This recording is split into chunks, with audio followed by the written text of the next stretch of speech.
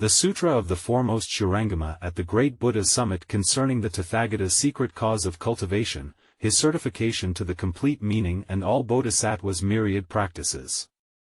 Translated during the Tang dynasty by Shramana Paramiti from Central India. Reviewed by Shramana Megashikara from Udayana. Certified by Shramana Huai Di from Nan Luo Monastery on Luo Fu Mountain.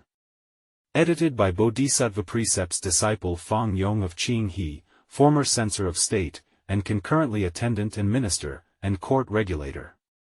Thus I have heard. At one time the Buddha dwelt at the city of Shrivasthi in the sublime abode of the Jita Grove. With a gathering of great bhikshus, 1250 in all.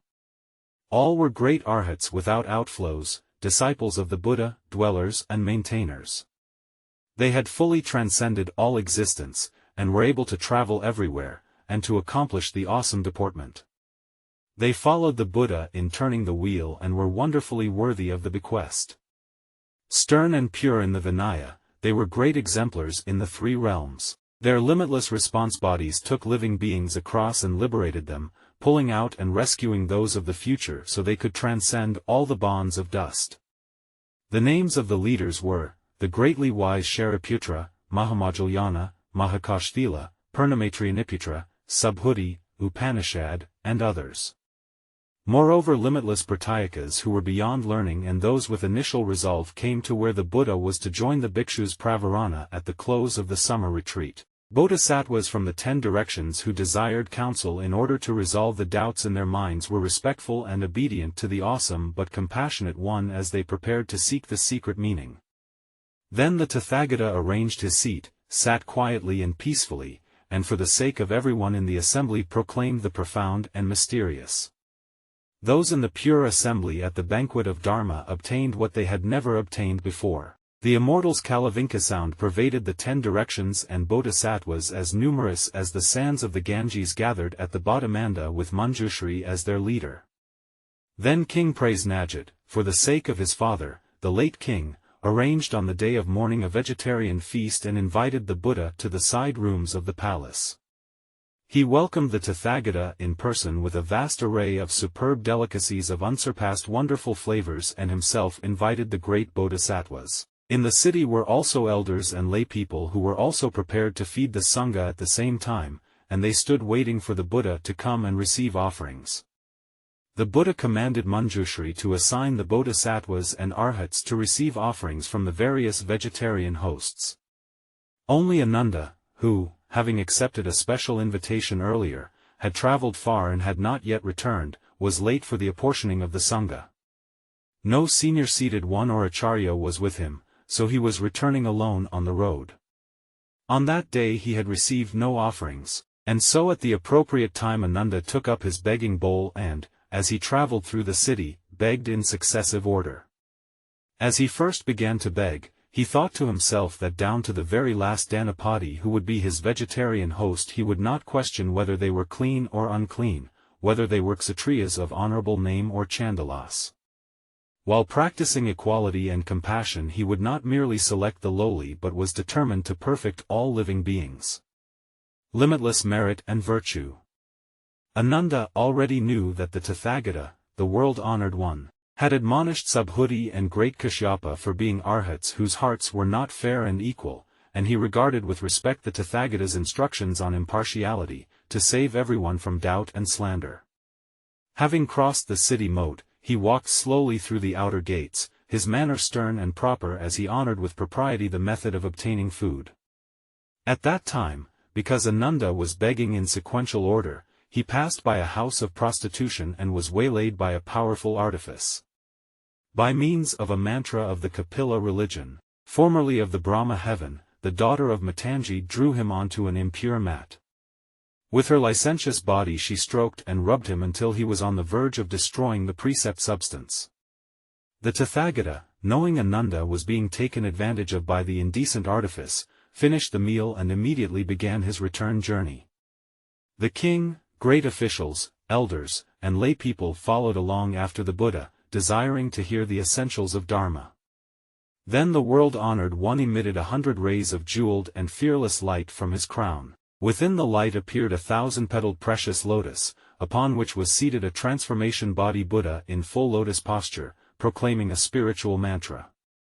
He commanded Manjushri to take the mantra and go provide protection, and, when the evil mantra was extinguished, to lend support, and to encourage Ananda and Matanji's daughter to return to where the Buddha was.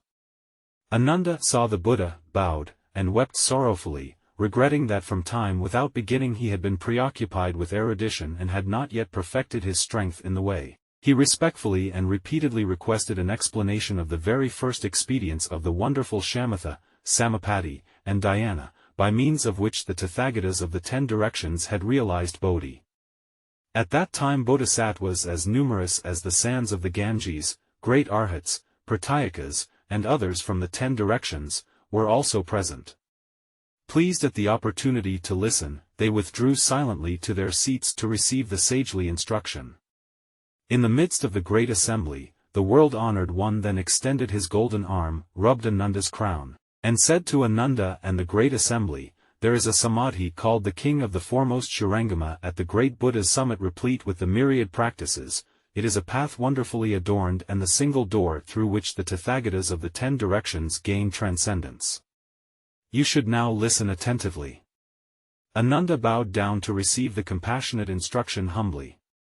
The Buddha said to Ananda, "You and I are of the same family and share the affection of a natural relationship. At the time of your initial resolve, what were the outstanding characteristics which you saw in my Dharma that caused you to suddenly cast aside the deep kindness and love found in the world?" Ananda said to the Buddha, "I saw the Tathagata's 32 characteristics, which were so supremely wonderful, so incomparable, that his entire body had a shimmering transparence just like that of crystal. I often thought to myself that these characteristics cannot be born of desire and love. Why? The vapors of desire are coarse and murky. From foul and putrid intercourse comes a turbid mixture of pus and blood which cannot give off such a magnificent, pure, and brilliant concentration of purple golden light. And so I thirstily gazed upward, followed the Buddha, and let the hair fall from my head." The Buddha said, "Very good, Ananda. You should all know that all living beings are continually born and continually die, simply because they do not know the everlasting true mind, the bright substance of the pure nature. Instead they engage in false thinking. It has been so since time without beginning. Their thoughts are not true, and so the wheel keeps turning. Now you wish to investigate the unsurpassed Bodhi and actually discover your nature. You should answer my questions with a straightforward mind, because that is exactly the way the Tathagatas of the 10 directions escaped birth and death. Their minds were all straightforward, and since their minds and words were consistently that way, from the beginning, through the intermediate stages to the end, they were never in the least evasive. Ananda, I now ask you, at the time of your initial resolve, which arose in response to the Tathagata's 32 characteristics, what was it that saw those characteristics and who delighted in them?" Ananda said to the Buddha, "World-honored one, this is the way I experienced the delight. I used my mind and eyes. Because my eyes saw the Tathagata's outstanding characteristics, my mind gave rise to delight.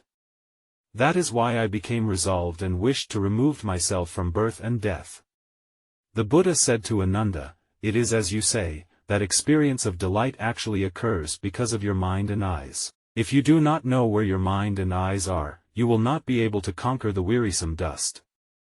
For example, when a king's country is invaded by thieves and he sends out his troops to suppress and banish them, the troops must know where the thieves are.